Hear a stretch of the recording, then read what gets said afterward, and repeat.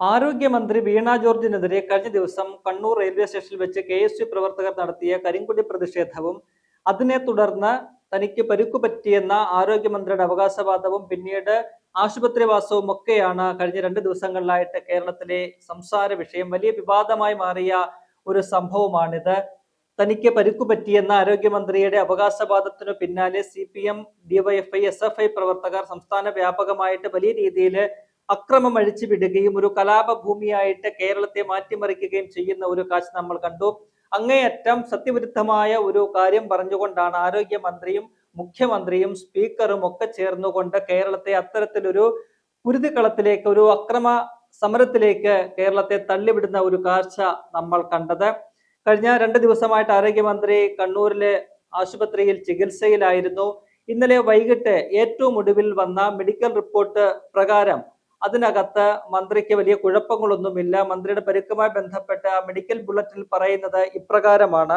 MRI report പ്രകാരം കഴുത്തിലെ കശേരുക്കൾക്കിടയിലുള്ള ഡിസ്കുകൾ 2 ഇടങ്ങളിൽ നാഡീമൂലാഗ്രങ്ങളിൽ അമർന്നുള്ള സമ്മർദ്ദം കാരണമാണ് കടുത്ത വേദന അനുഭവപ്പെടുന്നതെന്നും എന്നാൽ അടിയന്തര ശസ്ത്രക്രിയ വേണ്ടുന്ന സാഹചര്യം ഇപ്പോൾ ഇല്ലെന്നും മെഡിക്കൽ ബോർഡ് വിലയിരുത്തി. നിരന്തര നിരീക്ഷണം ആവശ്യമായതിനാൽ ICUവിൽ തന്നെ ചികിത്സ തുടരുവാൻ ബോർഡ് തീരുമാനിച്ചു. നിലവിലുള്ള ശാരീരികാവസ്ഥയിൽ യാത്ര അനുവദനീയമല്ലാത്തതിനാൽ കണ്ണൂർ ഗവൺമെന്റ് മെഡിക്കൽ കോളേജ് ആശുപത്രി ICUവിൽ തന്നെ ചികിത്സ തുടരുവാൻ തീരുമാനിച്ചു.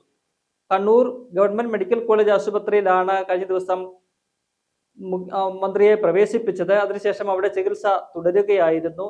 ഇന്നലെ വൈകിട്ട് ആശുപത്രി പുറത്തിറക്കിയ മെഡിക്കൽ ബുള്ളറ്റിലാണ് ഇക്കാര്യം പറയുന്നത്.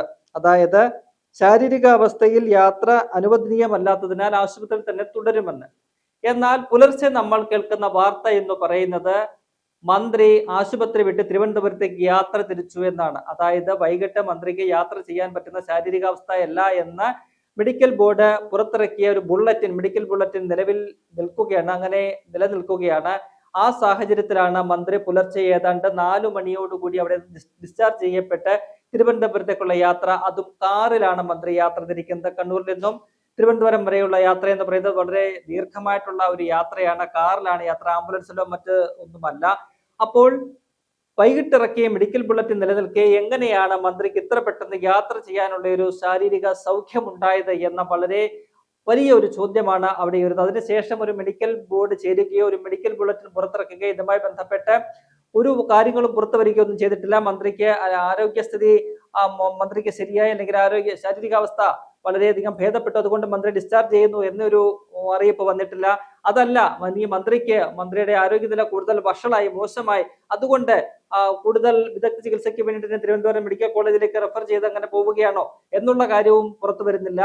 മൊത്തത്തിൽ ഒരു അനിശ്ചിതത്വം നിലനിർത്തിക്കൊണ്ട് വലിയ രീതിയിലുള്ള സംശയങ്ങൾ ബലപ്പെടുത്തിക്കൊണ്ട് മന്ത്രി പുലർച്ചെ ഏതാണ്ട് 4 മണിയോടുകൂടി അവിടെ നിന്നും പുറപ്പെടുകയാണ്. അവിടെ നിന്ന് മന്ത്രി ഡിസ്ചാർജ് ചെയ്യുകയാണ്. അപ്പോൾ ഇതിനകത്ത് കണ്ണൂർ മെഡിക്കൽ കോളേജിലെ അധികൃതർ എന്ത് നിലപാടാണ് എടുത്തത്, അല്ലെങ്കിൽ ആ ഒരു മെഡിക്കൽ ബോർഡ്, മന്ത്രിയുടെ ചികിത്സയ്ക്കായിട്ട് രൂപീകരിച്ച മെഡിക്കൽ ബോർഡ് എന്ത് അടിസ്ഥാനത്തിലാണ് മന്ത്രിയെ അങ്ങനെ ഡിസ്ചാർജ് ചെയ്ത് പുറത്തുവിട്ടത് എന്ന വളരെ വലിയൊരു ചോദ്യം അവിടെ ഉയരുകയാണ്. മന്ത്രിക്ക് യാതൊരു പ്രശ്നങ്ങളുമില്ലേ? വൈകിട്ട് പുറത്തിറക്കിയ മെഡിക്കൽ ബുള്ളറ്റിനിൽ പറയുന്നത് മന്ത്രിക്ക് നിലവിലെ ശാരീരികാവസ്ഥയിൽ യാത്ര ചെയ്യാൻ പറ്റില്ല എന്നാണ്. വൈകിട്ട് പുറത്തിറക്കിയ ബുള്ളറ്റിൻ ഏതാണ്ട് മണിക്കൂറുകൾക്കകം മന്ത്രിയുടെ ആരോഗ്യസ്ഥിതി അങ്ങനെ വലിയ രീതിയിൽ മെച്ചപ്പെട്ടു എന്നൊരു ചോദ്യം അവിടെ ഉയരുന്നുണ്ട്. അതല്ല, ഇനി മന്ത്രിയുടെ ആരോഗ്യനില കൂടുതൽ വഷളാവുകയാണോ ചെയ്തത്? ഇതിനൊന്നും തന്നെ മറുപടിയില്ല. ഒരു മെഡിക്കൽ ബുള്ളറ്റിനുമില്ല, ഒരു അറിയിപ്പുമില്ലാതെ മന്ത്രിയെ രായ്ക്ക് രാമാനം ആരും അറിയാതെ മെഡിക്കൽ കോളേജ് ആശുപത്രിയിൽ നിന്നും ഡിസ്ചാർജ് ചെയ്ത് കടത്താനായിട്ട് എന്ത് സവിശേഷ സാഹചര്യമാണ് ഉണ്ടായത് എന്നതിന് ഈ സർക്കാർ മറുപടി പറയണം. ഒപ്പം തന്നെ കണ്ണൂർ മെഡിക്കൽ കോളേജ് ആശുപത്രി അധികൃതരും ആ മെഡിക്കൽ ബോർഡും മറുപടി പറയാൻ ബാധ്യസ്ഥരാണ് എന്നുള്ളത് വളരെ പ്രധാനപ്പെട്ട ഒരു കാര്യമാണ്. എന്തായാലും ഈ ആരോഗ്യമന്ത്രിയുടെ ഈ ഒരു പരിക്കിലും അതിനെ തുടർന്നുള്ള ആശുപത്രിവാസത്തിലും പ്രതിപക്ഷം ഉയർത്തുന്ന ആരോപണങ്ങൾ ശരിയാണെന്ന് തെളിയിക്കുന്ന കാര്യങ്ങളാണ് ഇപ്പോൾ പുറത്തു വന്നുകൊണ്ടിരിക്കുന്നത്. മന്ത്രിയെ ആക്രമിച്ചു അല്ലെങ്കിൽ കൊല്ലാൻ ശ്രമിച്ചു, വധശ്രമത്തിനാണ് KSUവിന്റെ 5 പ്രവർത്തകർക്കെതിരെ കേസൊക്കെ രജിസ്റ്റർ ചെയ്തിരിക്കുന്നത്. അത്തരത്തിലുള്ള അവകാശവാദങ്ങൾ CPMന്റെ സംസ്ഥാന സെക്രട്ടറിയും മുഖ്യമന്ത്രി ഉൾപ്പെടെയുള്ളവർ ആവർത്തിച്ച് ഉന്നയിക്കുമ്പോൾ പോലും മന്ത്രിയുടെ ദേഹത്തു പോലും KSU പ്രവർത്തകർ തൊടുന്ന യാതൊരു ദൃശ്യങ്ങളും ഈ നിമിഷം വരെ പുറത്തു കൊണ്ടുവരാൻ CPMനോ അവരുടെ സൈബർ അണികൾക്കോ CPMനെ പിന്താങ്ങുന്ന മാധ്യമങ്ങൾക്കോ ഒന്നും തന്നെ ഇതുവരെ കഴിഞ്ഞിട്ടില്ല എന്നുള്ളത് ഏറെ പ്രധാനപ്പെട്ട ഒരു കാര്യമാണ്. KSU പ്രവർത്തകരെ സമരം ചെയ്തു എന്നുള്ളത് സത്യം തന്നെയാണ്. മന്ത്രി റെയിൽവേ സ്റ്റേഷൻ പ്ലാറ്റ്ഫോമിലേക്ക് കടന്നു വരുമ്പോൾ 4-5 KSU പ്രവർത്തകർ കരിക്കൊടിയുമായിട്ട് അവർക്ക് മുന്നിലേക്ക് ചാടിപ്പോവുകയും മുദ്രാവാക്യം വിളിക്കുകയും മന്ത്രിയുടെ രാജി ആവശ്യപ്പെടുകയും ചെയ്യുന്നുണ്ട്. എന്നാൽ അവിടെ വെച്ച് ആ പ്രവർത്തകരെ പോലീസ് പിടിച്ചു മാറ്റി കൊണ്ടുപോകുന്നു. മന്ത്രിയെയും ഈ സമരക്കാരെ പിടിച്ചു മാറ്റാൻ നടത്തിയതിനേക്കാൾ വലിയൊരു ഭഗീരഥ പ്രയത്നമാണ് ഈ മന്ത്രിയെ തടഞ്ഞു നിർത്താൻ, മന്ത്രിയുടെ ഒരു പ്രകോപനത്തെ തടഞ്ഞു നിർത്താനായിട്ട് പോലീസുകാർക്ക് ചെയ്യേണ്ടി വന്നത് എന്നതാണ് ഏറെ പ്രധാനപ്പെട്ട ഒരു കാര്യം. സാധാരണ ഒരു രാഷ്ട്രീയ പ്രവർത്തനം, ഒരു മന്ത്രിയൊക്കെ തന്നെ ഇത്തരത്തിൽ കരിങ്കൊടി പ്രതിഷേധങ്ങളൊക്കെ കണ്ടാൽ അതിൻ്റെതായ രീതിയിൽ കണ്ട് പോവുകയാണ് ചെയ്യുക. എന്നാൽ ആരോഗ്യമന്ത്രി അത്തരത്തിലല്ല കഴിഞ്ഞ ദിവസം പെരുമാറിയത്. മന്ത്രി നേർക്ക് നേർ നിന്നുകൊണ്ട് സമരക്കാരെ വെല്ലുവിളിക്കുകയും അവർ ഭീരുക്കളാണ്, വീണ്ടും വരട്ടെ, ഞാൻ കാണിച്ചു കൊടുക്കാം എന്നൊക്കെ പറഞ്ഞുകൊണ്ട് അവരെ വെല്ലുവിളിക്കുന്ന ഒരു ഗുണ്ടായുസം പോലെ മന്ത്രി അവിടെ നിൽക്കുന്ന ഒരു കാഴ്ചയാണ് നമുക്ക് കാണാൻ കഴിഞ്ഞത്. അത്തരത്തിൽ മന്ത്രി അവിടെ നടത്തിയ ഒരു പ്രകടനത്തിനിടയ്ക്ക് കഴുത്തിനെങ്ങാനും ക്ഷതം പറ്റിയതാണോ എന്നൊരു സംശയം ഉയരുന്നുണ്ട്. നേരത്തെ മന്ത്രിക്ക് ഒരു കാർ അപകടത്തിൽ കഴുത്തിന് പരിക്കു പറ്റിയതാണ്. അതിന്റെ പ്രശ്നങ്ങളും ഒക്കെ തന്നെ മന്ത്രി അലട്ടുന്നുണ്ട്. അപ്പോൾ പെട്ടെന്ന് പൊടുന്നനെ ഈ സമരക്കാർക്കെതിരെ ആക്രോശിച്ചുകൊണ്ട് മുന്നോട്ട് ചാടുകയോ അല്ലെങ്കിൽ ആ പോലീസുകാരെ പിടിക്കുകയോ ചെയ്തപ്പോൾ എന്തെങ്കിലും മന്ത്രിയുടെ കഴുത്തിന് പരിക്കു പറ്റിയതാണ് എന്ന സംശയം ബലപ്പെടുന്നുണ്ട്.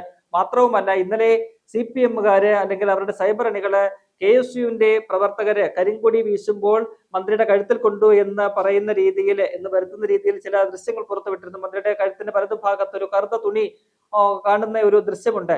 ആ ദൃശ്യങ്ങൾ പുറത്തുവിട്ടുകൊണ്ട് KSUവിന്റെ പ്രവർത്തകരാണിത് കരിങ്കൊടി മന്ത്രിയുടെ കഴുത്തിലേക്ക് കൊണ്ടുവന്ന് മോനെ കൈ തട്ടിയതാണെന്നൊക്കെ അവകാശവാദം ഉന്നയിച്ചിരുന്നു. എന്നാൽ അത് സത്യമല്ല, അത് മന്ത്രിയുടെ ഗൺമാനായ അഭിലാഷിന്റെ കൈയാണ് എന്ന് പിന്നീട് തെളിഞ്ഞിരുന്നു. കാരണം മന്ത്രി അങ്ങനെ പോലീസ് പ്രൊട്ടക്ഷനിൽ പോലീസ് വലയത്തിൽ അങ്ങനെ റെയിൽവേ സ്റ്റേഷന്റെ പ്ലാറ്റ്ഫോമിലേക്ക് കടന്നു വരുമ്പോൾ മന്ത്രിയുടെ ഇടതുവശത്താണ് ഈ ഗൺമാനായിട്ടുള്ള അഭിലാഷ് നിൽക്കുന്നത്. സമരക്കാർ പെട്ടെന്ന് മുദ്രാവാക്യം വിളിച്ച് വരുമ്പോൾ മന്ത്രിക്ക് പ്രൊട്ടക്ഷൻ തീർക്കാനായിട്ട് ഈ ഗൺമാൻ പുറകിൽ കൂടി വന്ന് മന്ത്രിയുടെ പുറകുവശത്ത് ഇങ്ങനെ നിന്നുകൊണ്ട് രണ്ട് കൈയും എടുത്ത് ഇങ്ങനെ മന്ത്രിയെ പ്രൊട്ടക്ട് ചെയ്യുന്നുണ്ട്. അപ്പോൾ ആ ഗൺമാന്റെ വലത് കൈയാണ് ആ മന്ത്രിയുടെ വലതുവശത്തായിട്ട് കാണുന്നത്. അദ്ദേഹം ധരിച്ചിരുന്നത് കരിനീല കളറിലുള്ള ഡ്രസ്സാണ്. ആ ഡ്രസ്സാണ് ഈ കരിങ്കൊടിയാണ് എന്നൊക്കെ പറഞ്ഞുകൊണ്ട് ഇത്തരത്തിൽ ഇവിടെ CPM-ന്റെ സൈബർ ഹാൻഡിലുകളൊക്കെ തന്നെ പ്രചരിപ്പിക്കുന്നത്. അങ്ങനെ ഈ ഗൺമാൻ കൈയെടുത്ത് നിവർത്തിയപ്പോഴെങ്ങാനും മന്ത്രിയുടെ കഴുത്തിനെങ്ങാനും ഇടിച്ചോ എന്നുള്ള ഒരു സംശയം വലിയ രീതിയിൽ ബലപ്പെടുന്നുണ്ട്. കാരണം ഇത്തരത്തിൽ പരാതി കൊടുത്തത് ഈ ഗൺമാനാണ്. മന്ത്രിക്ക് നേരെ വധശ്രമം ഉണ്ടായി, മന്ത്രിക്ക് പരിക്കു പറ്റിയെന്നൊക്കെ പറഞ്ഞുകൊണ്ട് ഗൺമാൻ തന്നെയാണ് പരാതി കൊടുത്തത്. ഇപ്പോൾ പുറത്തുവരുന്ന ദൃശ്യങ്ങളിൽ നിന്ന് നമുക്ക് അനുമാനിക്കാൻ കഴിയുന്ന മന്ത്രിയുടെ ദേഹത്ത് ആരുടെയെങ്കിലും കൈ സ്പർശിച്ചിട്ടുണ്ട് എങ്കിൽ അത് ഈ ഗൺമാനായിട്ടുള്ള അഭിലാഷിന്റെ കൈയാണ്. അത് നമുക്കറിയാം, അത് വ്യക്തമായിട്ട് കാണാൻ കഴിയും. മന്ത്രിയുടെ കഴുത്തിന്റെ ഭാഗത്തായിട്ടാണ് ആ കൈ വരുന്നത്. അത് മന്ത്രിയെ തന്റെ സ്വന്തം മന്ത്രിയെ രക്ഷിക്കാനുള്ള വ്യഗ്രതയിൽ അദ്ദേഹം കൈ നീട്ടിയതായിരിക്കാം. പക്ഷേ ആ കൈ ചെന്ന് മന്ത്രിയുടെ കഴുത്തിന് ഇടിച്ചോ എന്നുള്ള വലിയൊരു സംശയം ഇപ്പോൾ ബലപ്പെടുന്നുണ്ട്. ആ ദൃശ്യങ്ങൾ കൂടി പുറത്തു വരുമ്പോൾ എന്തായാലും മന്ത്രിക്കെതിരെ വധശ്രമം നടന്നു എന്ന് പറഞ്ഞുകൊണ്ട് KSU പ്രവർത്തകർക്കെതിരെ കേസ് കൊടുത്ത അഭിലാഷ് എന്ന് പറയുന്ന ഗൺമാൻ തന്നെ ഇപ്പോൾ സംശയം മുന്നിൽ നിൽക്കുകയാണ്. അദ്ദേഹം ഇനി ഇപ്പോൾ കേസിൽ പ്രതിയാകുമോ എന്നുള്ള ഒരു സംശയം ഉയരുന്നുണ്ട്. എന്തായാലും ഇന്നലെ ഒക്കെ തന്നെ ഈ സംഭവം ഉണ്ടായി, മെനഞ്ഞാന്നാണ് സംഭവം ഉണ്ടായത്. അതിനുശേഷം നടന്ന പോലീസിന്റെ പരിശോധനയിൽ ഒക്കെ തന്നെ ഈ റെയിൽവേ സ്റ്റേഷനിൽ വെച്ച് മന്ത്രിക്ക് നേരെ KSUവിന്റെ ഏതെങ്കിലും പ്രവർത്തകര് കയ്യേറ്റം നടത്തുന്നതായിട്ടുള്ള ഒരു ദൃശ്യങ്ങളും കണ്ടെത്താൻ കഴിഞ്ഞിട്ടില്ല. പോലീസിന്റെ റിപ്പോർട്ടിലും അക്കാര്യമാണ് പറയുന്നത്. അത്തരത്തിൽ ഈ KSUവിന്റെ സമരത്തിൽ മന്ത്രിക്ക് പരിക്കു പറ്റിയിട്ടില്ല. മാത്രവുമല്ല, അവിടെ KSUവിന്റെ സമരത്തെ നേരിടുന്നതിൽ പോലീസിനും യാതൊരു വീഴ്ച സംഭവിച്ചിട്ടില്ല, സുരക്ഷാ വീഴ്ചയും ഉണ്ടായിട്ടില്ല എന്നാണ് പോലീസ് പറയുന്നത്. അതേസമയം അത്തരത്തിലുള്ള റിപ്പോർട്ട് മുകളിലേക്ക് കൊടുക്കാൻ പോലീസുകാർക്ക് ബുദ്ധിമുട്ടുമുണ്ട്. കാരണം DGP തന്നെ പോലീസുകാർക്ക് നേരിട്ട് നിർദ്ദേശം കൊടുത്തിരിക്കുകയാണ് ഇതിൽ വധശ്രമത്തിന് കേസെടുക്കണമെന്ന്. ഒപ്പം തന്നെ മുഖ്യമന്ത്രി ഉൾപ്പെടെ പറയുകയാണ് ഇതിനകത്ത് ഗൂഢാലോചനയുണ്ട്, അല്ലെങ്കിൽ മന്ത്രിക്ക് നേരെ വധശ്രമത്തിന് വധിക്കാനുള്ള ശ്രമം നടന്നു എന്ന് മുഖ്യമന്ത്രി തന്നെ പറയുന്നു. അത്തരത്തിൽ ഉള്ള നിർദ്ദേശങ്ങളും അഭിപ്രായങ്ങളും ഇങ്ങനെ നിൽക്കുമ്പോൾ യാഥാർത്ഥ്യം റിപ്പോർട്ട് ചെയ്യാൻ പറ്റാത്ത ഒരു മാനസികാവസ്ഥയിലാണ്, വലിയൊരു പ്രതിസന്ധിയിലാണ് ഈ പോലീസുകാരുള്ളത് എന്നാണ് നമുക്ക് മനസ്സിലാക്കാൻ കഴിയുന്നത്. എന്തായാലും ഈ പറയുന്ന നാടകം ആരോഗ്യമന്ത്രി വീണ ജോർജിന് പരിക്കു പറ്റി അവർ ആശുപത്രിയിൽ അഡ്മിറ്റ് ആയി എന്നൊക്കെ പറയുന്നത് എന്തിനു വേണ്ടിയായിരുന്നു എന്നുള്ള ചോദ്യമാണ് അവിടെ ഉയരുന്നത്. വെറുതെ ഒരു നുണ പറഞ്ഞുകൊണ്ട് കേരളത്തെ ഒരു കലാപഭൂമിയാക്കാൻ തെരഞ്ഞെടുപ്പ് എടുത്തിരിക്കെ അതിൽ നിന്ന് ഒരു രാഷ്ട്രീയ മുതലെടുപ്പിന് വേണ്ടിയാണോ ആരോഗ്യമന്ത്രിയും മുഖ്യമന്ത്രിയും സ്പീക്കറും CPM-ന്റെ സംസ്ഥാന സെക്രട്ടറി ഉൾപ്പെടെയുള്ള നേതാക്കന്മാരും എല്ലാം ചെയ്തത് എന്ന വളരെ വലിയ ഒരു സംശയം ഇപ്പോൾ ബലപ്പെടുകയാണ്. അതിന്റെ ഏറ്റവും ഒടുവിലത്തെ ഉദാഹരണമാണ് ഇന്ന് പുലർച്ചെ ആരും അറിയാതെ തന്നെ മന്ത്രി 4 മണിക്ക് അവിടെ നിന്നും ആശുപത്രിയിൽ ഡിസ്ചാർജ് ചെയ്യപ്പെട്ട് തിരുവനന്തപുരത്തേക്ക് ഒരു ദീർഘയാത്ര കാറിൽ നടത്തുന്നത് എന്നത് അത് മന്ത്രിയുടെ ആരോഗ്യസ്ഥിതി സംബന്ധിച്ച് വലിയ ചോദ്യങ്ങൾ ഉയർത്തുന്നുണ്ട്. ഇത്രയ്ക്കും വൈകിട്ടിറക്കിയ മെഡിക്കൽ ബുള്ളറ്റിനിൽ മന്ത്രിക്ക് യാത്ര ചെയ്യാൻ പറ്റാത്ത ശാരീരികാവസ്ഥയാണെന്ന് പറയുന്നിടത്താണ് ഏതാനും മണിക്കൂറുകൾക്ക് ശേഷം മന്ത്രി കാറിൽ ഒരു കാറിൽ അത്രയും ദീർഘദൂരം യാത്ര ചെയ്യണമെങ്കിൽ ആരോഗ്യസ്ഥിതി അത്രയ്ക്ക് മോശമാണെങ്കിൽ അത് നടക്കുന്ന കാര്യമല്ല. അപ്പോൾ നല്ല ആരോഗ്യസ്ഥിതിയിൽ തന്നെയാണ് ആരോഗ്യമന്ത്രി എന്നുള്ളത് നമുക്കതിൽ നിന്നും വ്യക്തമാണ്. അപ്പോൾ ഇതൊക്കെ തന്നെ, ഇത്തരത്തിലുള്ള നാടകങ്ങളൊക്കെ തന്നെ എന്തിനായിരുന്നു എന്നുള്ള വലിയ ഒരു ചോദ്യമാണ് അവിടെ ഉയരുന്നത്. അതിന് മറുപടി പറയാൻ ഈ ആരോഗ്യമന്ത്രിയും ഒപ്പം തന്നെ മന്ത്രിയെ ചികിത്സിക്കാൻ നിയോഗിച്ചിരുന്ന മെഡിക്കൽ ബോർഡും ബാധ്യസ്ഥരാണ് എന്നതിൽ സംശയമില്ല.